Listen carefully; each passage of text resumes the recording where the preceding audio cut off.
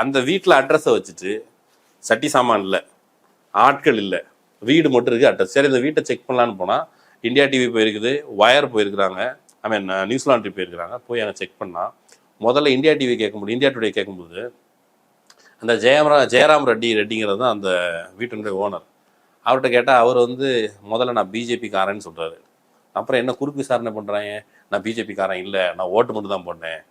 அப்புறம் என்ன இந்த விவரம்லாம், ஏங்க நான் 10 வருஷமாக வீட்டை வாடகை விட்டுட்ருக்கேன், அதில் வந்துடுவாங்க போயிருப்பாங்க, அப்படி இருந்திருக்கும், யாரும் எனக்கு தெரியாது அப்படின்னு சொல்லி முடிச்சிட்டாரு.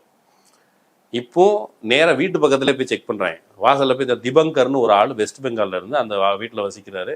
நான் இப்போ தாங்க 1 மாதமாக அங்கே இருக்கிறேன், இவங்கெல்லாம் யாருன்னு எனக்கு தெரியாது, 80 பேர் அவருக்கும் தெரியல. பக்கத்து வீட்டில் இருக்கிற அவர் பேர் வந்து நிதிஷ் மோண்டல், வெஸ்ட் பெங்காலுக்காரரு. அவங்களும் இவங்களை நான் பார்த்ததே இல்லையே அப்படிங்கிறாரு. சரி, வீட்டுக்காரரே கூப்பிடுவோம். அந்த ஓட்டர் லிஸ்ட்டை காமிச்சு, இந்த ஃபோட்டோ நீங்கள் பார்த்துருக்கீங்களா? இல்லை. இந்த ஓட்டு இல்லை, இந்த ஓட்டு இல்லை. அந்த 80 பேரையும் அவர் பார்த்ததே இல்லை.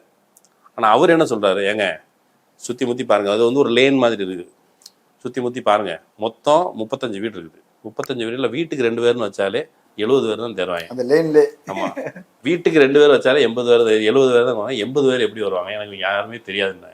அப்போ ஒரு பச்சையான ஃப்ராடு. இப்போ ஆதித்யா ஸ்ரீவாஸ்தவாக்கா கூட இப்படி ஒரு ட்ராக் ரெக்கார்ட் இருக்குது. ஒரே வீட்டில் 80 வாக்காளர்களை எங்கேருந்து கொண்டு வந்த